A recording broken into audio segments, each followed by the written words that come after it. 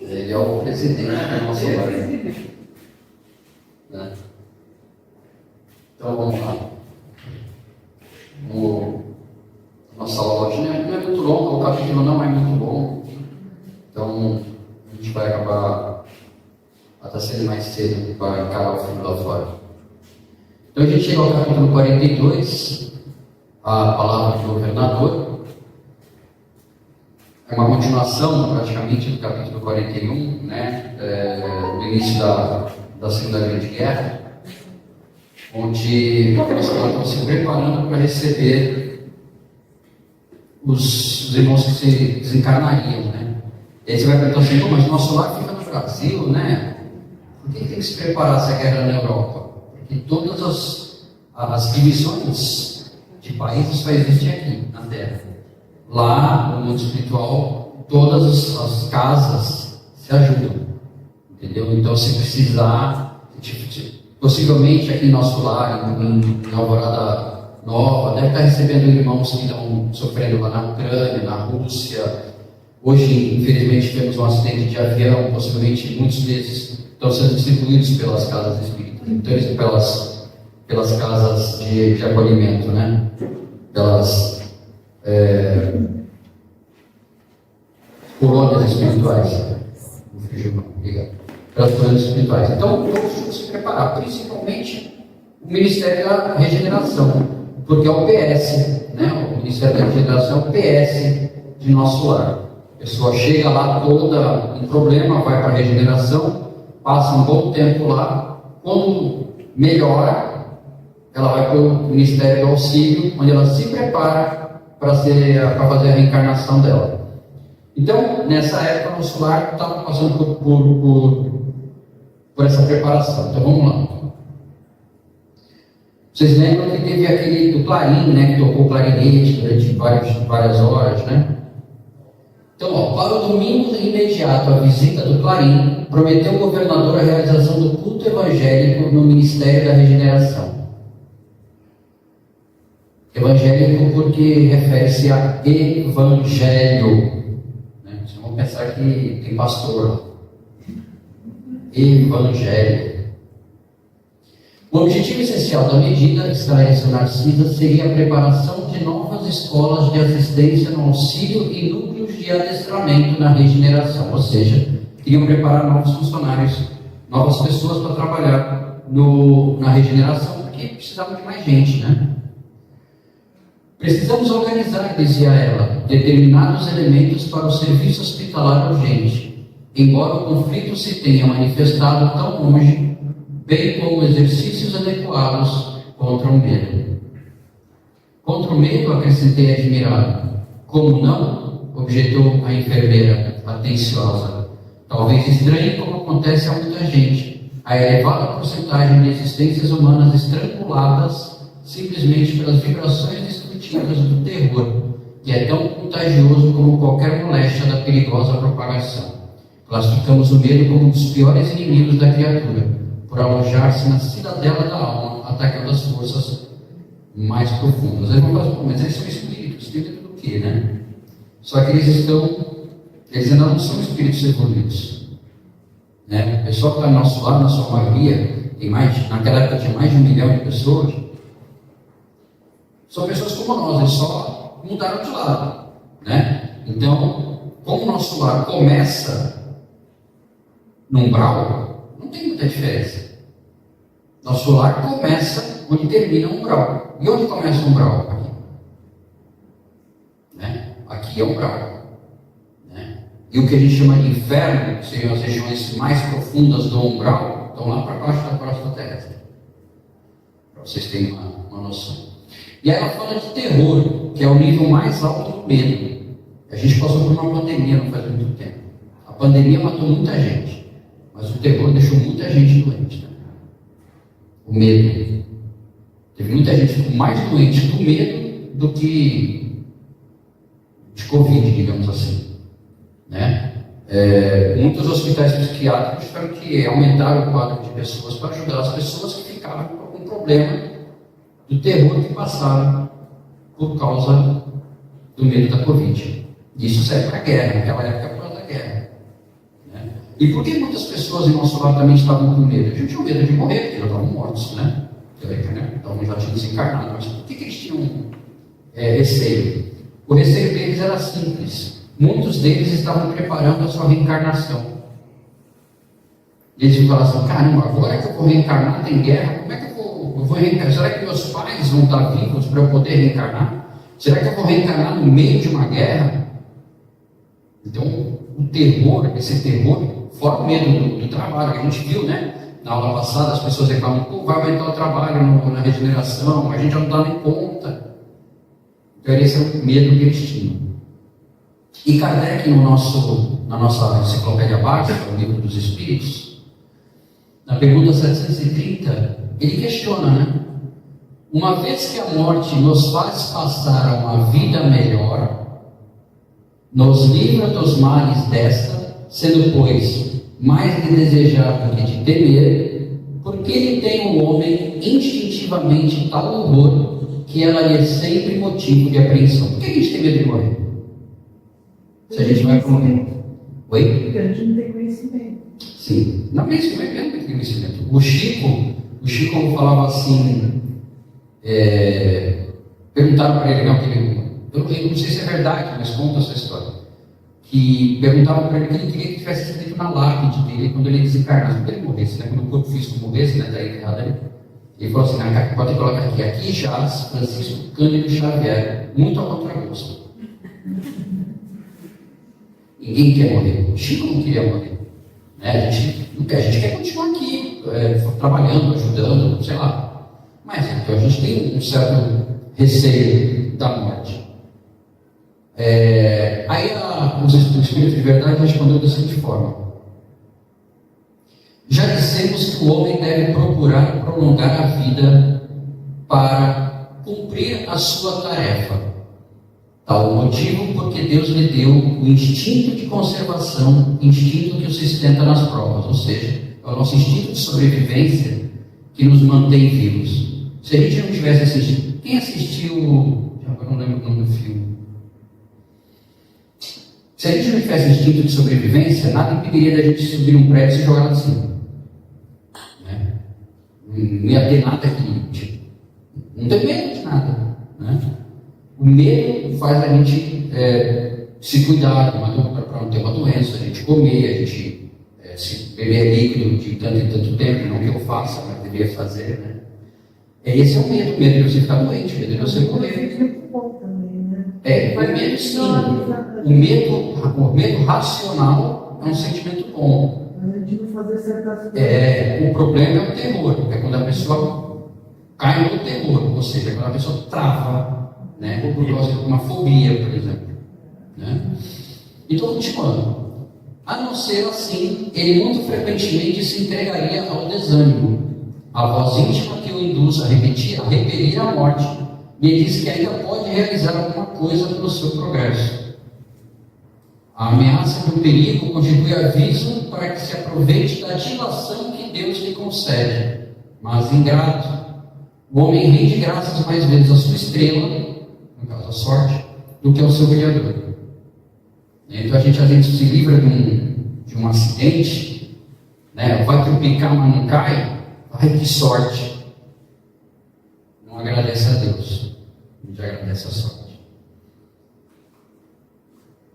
Observando minha estranheza, continuou: não tenha dúvida, a governadoria nas atuais emergências coloca o treinamento contra o medo muito acima das próprias lições da enfermagem.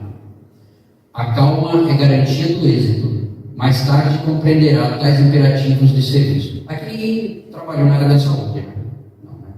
Mas você imagina você recém-formado de medicina, indo para um plantão e pega um rapaz acidentado, tomou um tiro, você deve ficar assim, se você não tiver um bom treinamento, né? Por mais treinamento que você tenha, se você não manter a calma, você pira, né? Você trava, você vai acabar não fazendo nada direito, ou nem vai fazer nada, né? Então, mais que importante que o próprio treinamento, né, é a calma. A calma é a garantia de êxito. Não encontrei isso para a gente. Quando a gente tiver algum problema de saúde, um problema familiar, um problema, seja lá qual for, não adianta desesperar. Não tem maneira da música falar, né? Desesperar jamais, né? Tem que manter a calma. Não encontrei argumento de contestação para retrucar. Na véspera do grande acontecimento, tive a honra de integrar o quadro de cooperadores numerosos no trabalho de limpeza e ornamentação natural do grande salão consagrado ao chefe maior da Polônia. Ele estava orgulhoso de poder trabalhar na limpeza e na ornamentação, que todo trabalho é importante. E ele era um médico, né? Experimentava então ansiedade justa. Lá ia ver pela primeira vez a meu lado um nobre condutor que merecia veneração geral. A gente agora fica estranhando, quer dizer que eles veneravam o governador. É como se a gente venerasse o presidente, aqui a gente venera, mas é como se a gente venerasse um presidente, um prefeito. Só que ao contrário daqui, que o cara é eleito e às vezes a gente nem sabe como, lá o governador, para ser o líder de nosso lar, ele tem que ter duas qualidades: alta moral, ou seja, ele era a pessoa com mais moral dentro de nosso lar, e autoconhecimento. E conhecimento de tudo que acontece. Então ele tinha que ter um profundo conhecimento de tudo e uma alta moral acima de todos. Então lá, a pessoa para ser governador, para ser dirigente geral, e por isso é venerado, era a pessoa mais alta, de mais alto grau de conhecimento e moralidade em nosso lar. Aqui não dá para, né? Teve um rapaz que ele falou na rádio, ele não pagava as contas, porque se o presidente roubava, por que ele ia pagar? Ele também não pagava. Ele falou, quer dizer, ele não está conseguindo discernir que o que ele tem que fazer não tem nada a ver com o que o outro faz, né? Mas aquela moral, né? Naquela espelho, né? O espelho, né? Só que o espelho lá é o governador, que mandava os outros descansar, mas nunca descansava. Sim. Não me sentia sozinho em semelhante expectativa, porque havia inúmeros companheiros nas minhas condições, ou seja, tinha muita gente boa aí na mesma condição dele. Tive a impressão de que toda a vida social do nosso ministério convergiu para o grande salão natural, desde o raiar de domingo, quando verdadeiras caravanas de todos os departamentos regeneradores chegavam ao local. Então, a gente agora tem noção que não era o Ministério da Regeneração, onde o André Luiz trabalhava, era um departamento. Existiam vários departamentos dentro do Ministério. O grande coro do templo da governadoria, aliando-se aos meninos cantores das escolas do esclarecimento, iniciou a festividade com o maravilhoso hino titulado Sempre Contigo, Senhor Jesus, cantada por 2.000 vozes ao mesmo tempo, ou seja, o coral tinha 2.000 vozes. Então imagina quantas pessoas tinham naquele grande salão, que quem lembra, eu não lembro qual é o capítulo, mas esse salão do governador foi ornamentado pessoalmente, e era motivo de grande orgulho para ela, pela ministra veneranda. Ela que fez toda a ornamentação daquele salão. Eu acho que eu trouxe uma imagem, se eu lembrar eu trago no grupo de novo, que é tudo feito com bancos, utilizando a própria relva, tudo bem bonito. Outras melodias de beleza singular encheram a amplidão. O murmúrio doce do vento, canalizado em vagas de perfume, parecia responder às harmonias suaves. Então, conforme você ouvia a música, você sentia um odor, um perfume de rosas, né? No ambiente. Havia permissão geral de ingresso ao enorme recinto verde para todos os servidores da regeneração, porque, conforme o programa estabelecido, o culto evangélico era dedicado especialmente a eles, comparecendo os demais ministérios por numerosas delegações. Então, todos os ministérios poderiam assistir o culto, mas o culto era voltado aos profissionais do Ministério da Regeneração. Pela primeira vez, tive à frente dos olhos alguns cooperadores dos ministérios da elevação e união divina que me pareceram vestidos em brilhantes claridades. Para quem não sabe, esse ministério, quem está nesse ministério da elevação e união divina, não encarna mais, a não ser que seja por missão. Então eles eram espíritos de altíssima posição. São espíritos que só reencarnam se quiserem, como Jesus Cristo. Entendeu? Então, ele, pela primeira vez, André Luiz teve a oportunidade de ver esses espíritos, que devem ter feito um trabalho hercúleo, né, para poder, vamos falar um pouco de matéria, poder se condensar, baixar a sua sintonia, para poder alcançar o ambiente de nosso lar, que voltemos a lembrar. Não é nenhum ambiente assim lindo, maravilhoso. Perto daqui mas está muito próximo da umbral. Então ainda é um local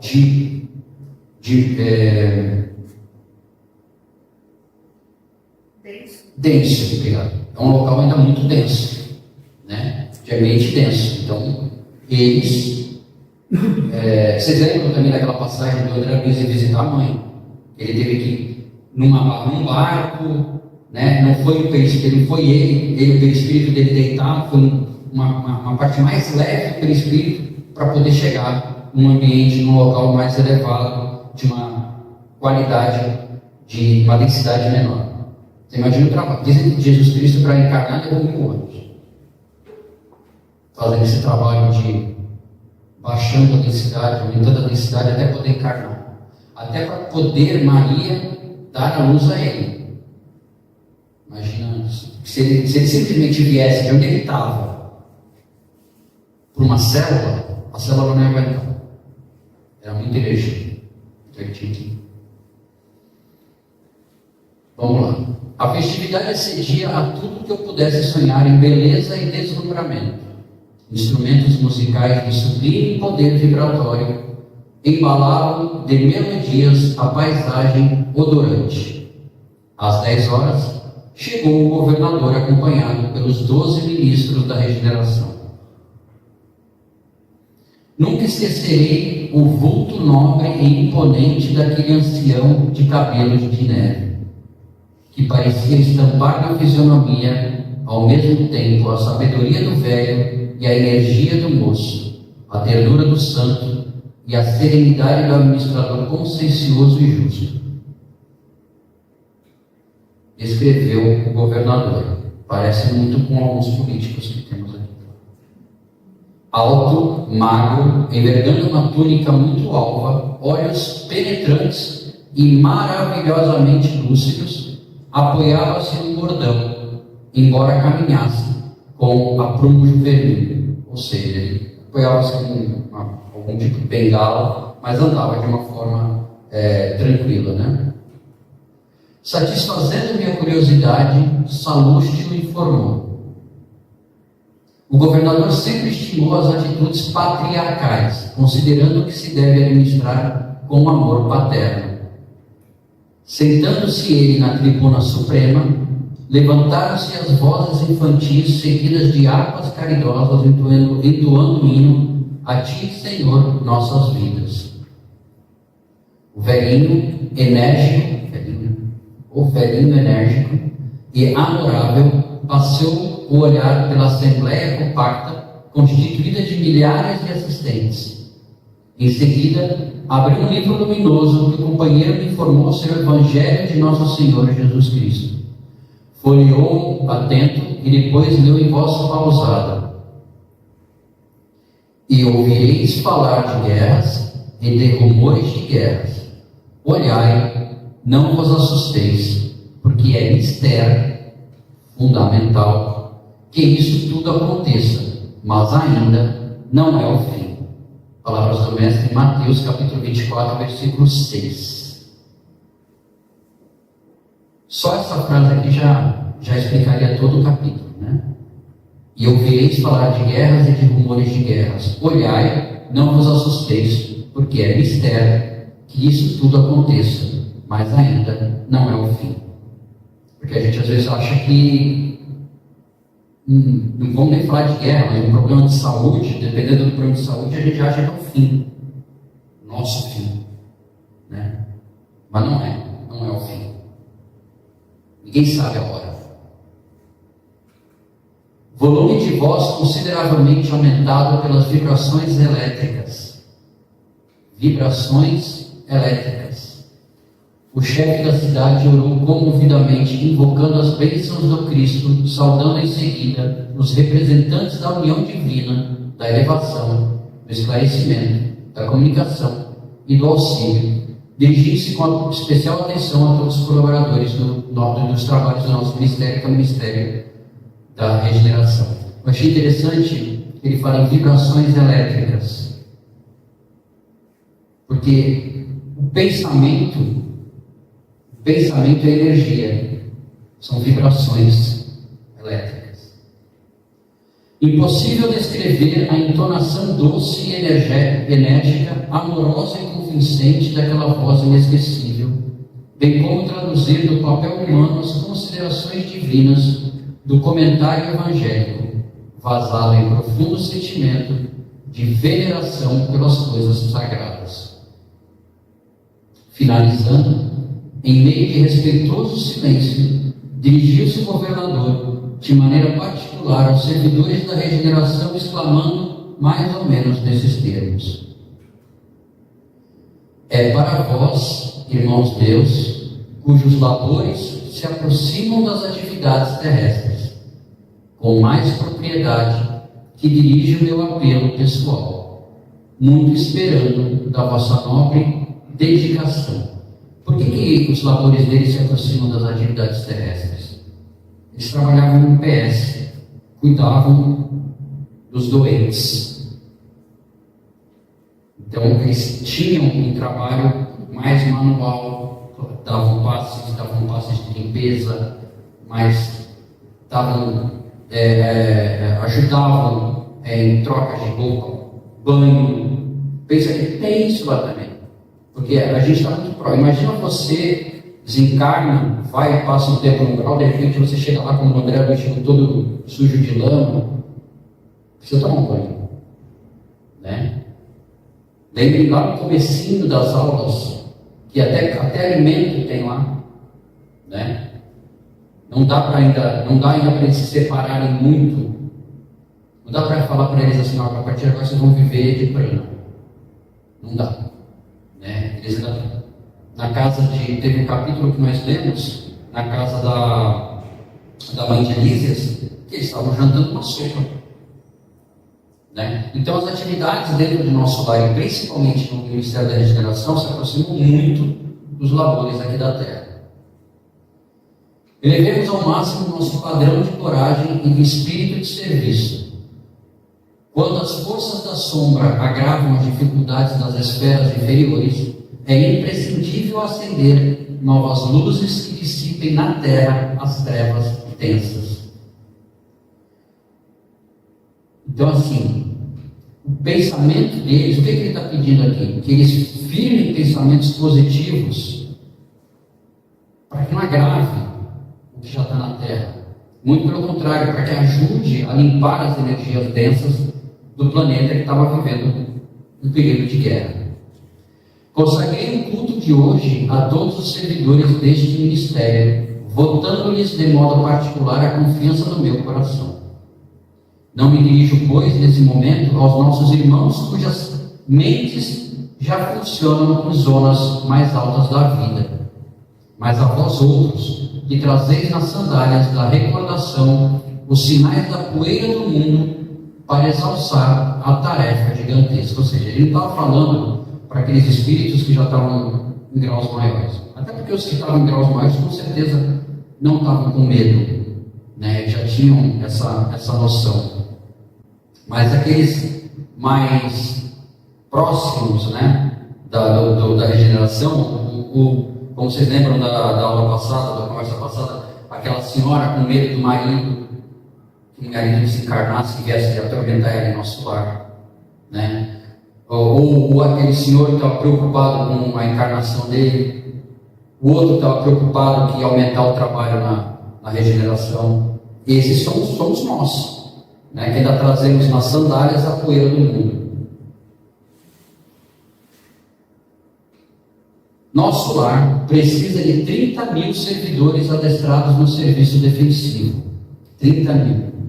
30 mil trabalhadores que não meçam necessidade de repouso, nem conveniências pessoais. Quem lembra do capítulo passado, deixa eu ver se eu lembro como é que ele falou. Não pensemos no nosso eu, alguma coisa assim, mas era para não pensar no eu e sim pensar no todo. No capítulo passado tem uma frase dessas, né? E aqui ele está ressaltando para aqui, ó, nem conveniência pessoal, ou seja, ele precisava de 30 mil trabalhadores que não meçam necessidade de repouso, ou seja, que saibam como trabalhar sem parar. Nem conveniências pessoais, ou seja, abram mão de qualquer coisa pessoal, tipo, se entregue ao trabalho. Enquanto perdurar nossa batalha com as forças desencadeadas do crime e da ignorância.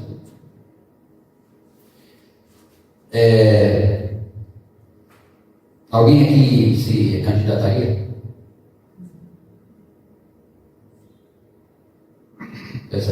Vai ser obrigado? Não, lá não. Nada é obrigado lá. Nem aqui você é obrigado a nada. Mas é que alguém se candidata, por exemplo,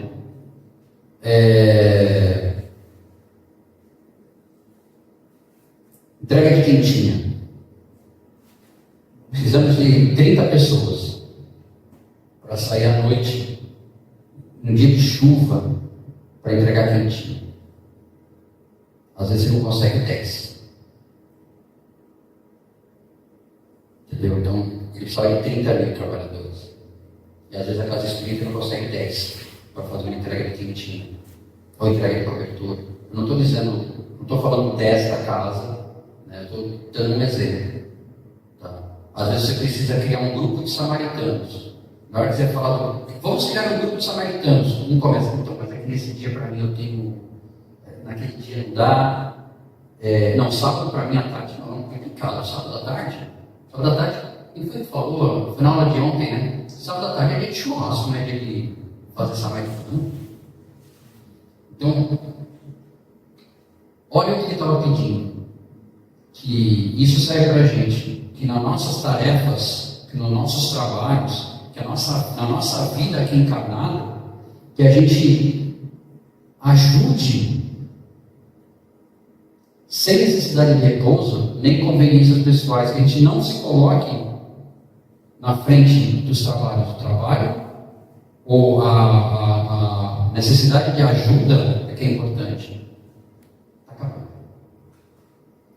Haverá serviço para todos, nas regiões de limite vibratório entre nós e os planos inferiores, porque não podemos esperar o adversário em nossa morada espiritual. Então, o que ele fez? Ele estava falando.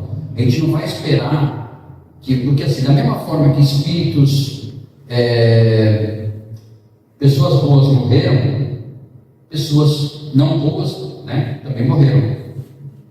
Então ele não poderia esperar que essas pessoas. Quem lembra daquela senhora que bateu lá no gradil, querendo entrar e cheio de manchas pretas, porque era uma abortista, era uma parteira que abortou muitas crianças? Então, isso é que ele está falando. Ó. A gente não pode esperar que o adversário bata a nossa porta. Então, nós vamos nas fronteiras, nas regiões de limite vibratório entre nosso lar e o umbral de Antarctica. Entendeu? Para proteger nosso lar de invasões. Por isso que o nosso lar tem muros altos. Em missionários, não sei se é missionários mensageiros, vai ter um capítulo que fala até mais sobre isso. De armas, armas entre aspas, né, de equipamentos que eles têm de proteção nessas colônias espirituais. Então, era aqui, ó, para que essas pessoas não adentrassem em nosso lar e causassem, por exemplo, um distúrbio dentro de nosso lar. Nas organizações coletivas, é forçoso considerar a medicina preventiva como medida primordial na preservação da paz interna. Somos em nosso lar mais de 1 milhão de criaturas devotadas aos desígnios superiores e ao melhoramento moral de nós mesmos. Seria a caridade permitir a invasão de vários milhões de espíritos desordeiros?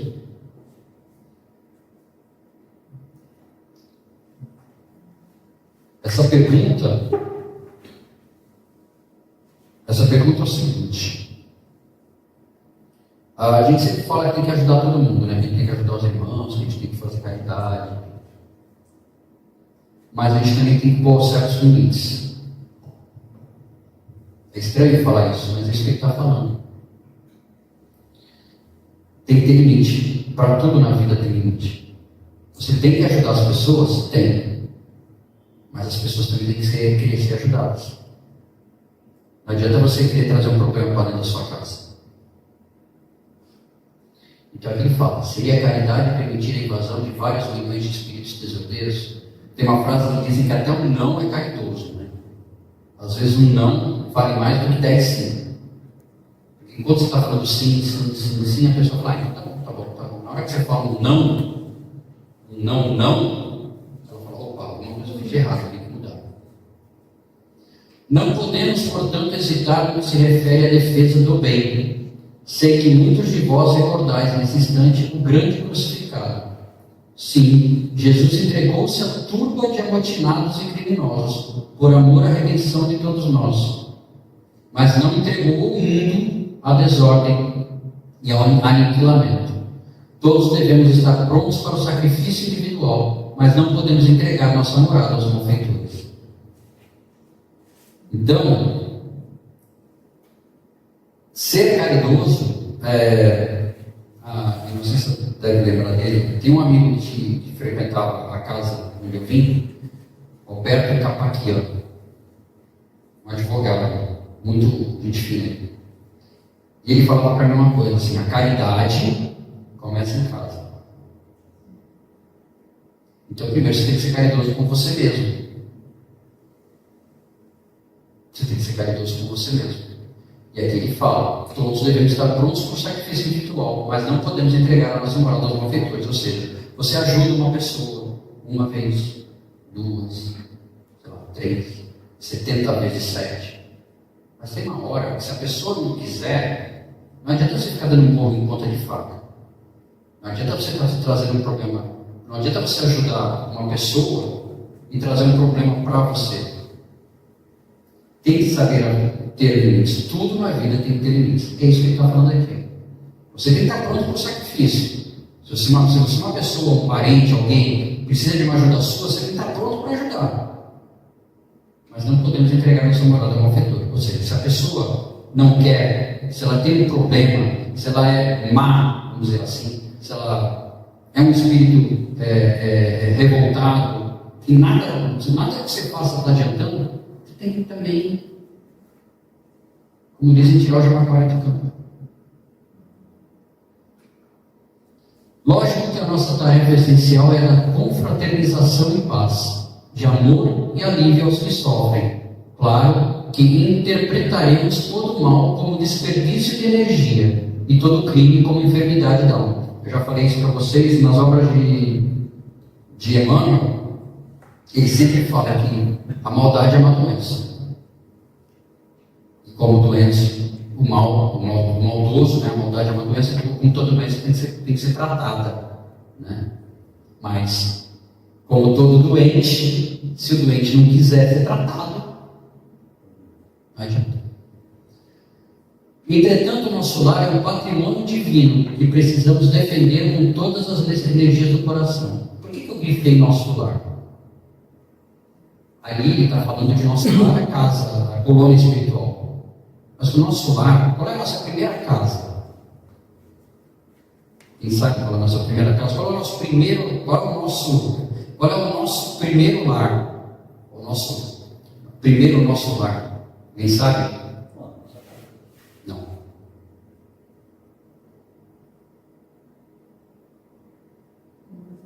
Nosso corpo, que abriga o nosso espírito. Essa é a nossa primeira casa. Esse é o nosso primeiro lar. Entendeu? Quem não sabe preservar não é digno de usufruir.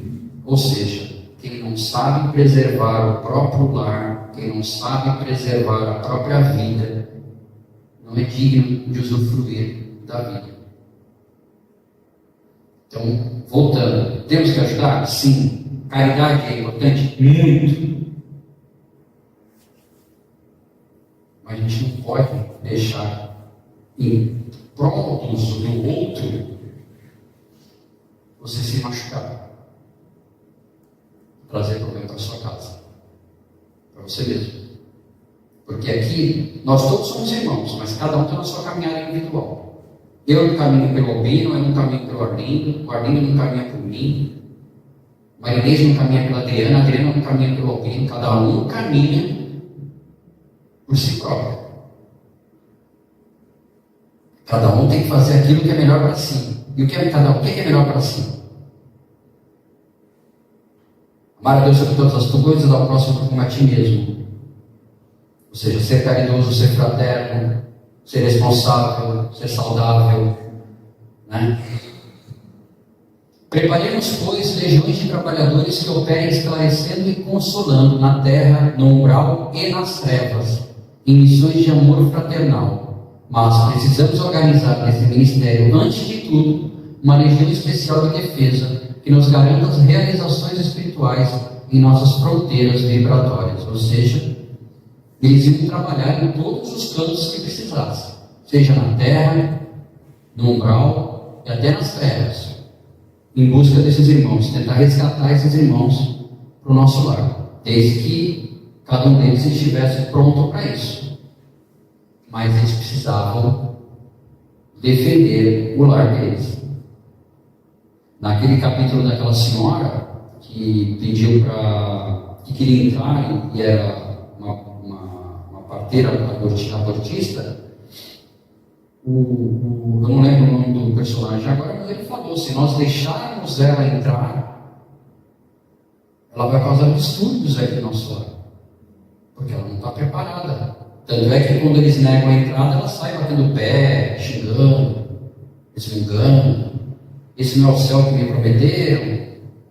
Ela não estava pronta ainda. André Luiz, quando foi para o umbral, se ele tivesse sido resgatado logo que ele chegasse no umbral, ele não seria esse André Luiz que está aí hoje.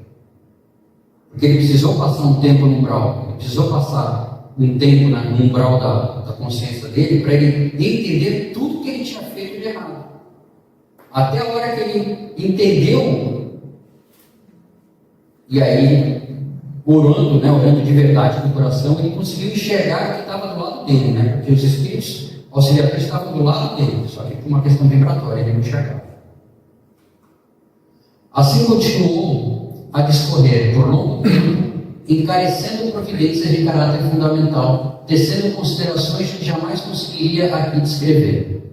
Ultimando os comentários, repetiu a leitura do versículo de Mateus, invocando de novo as bênçãos de Jesus e as energias dos ouvintes, para que nenhum de nós receba esse dádiva em vão. Comovido e deslumbrado, ouvi as crianças entoarem um hino que a ministra veneranda intitulara A Grande Jerusalém. O governador desceu da tribuna, sob vibrações de imensa esperança, e foi então que brisas cariciosas começaram a soprar sobre as árvores, trazendo, talvez de muito longe, pétalas de rosas diferentes em maravilhoso azul, que se desfaziam de leve ao tocar nossas frontes, enchendo-nos o coração de intenso júbilo.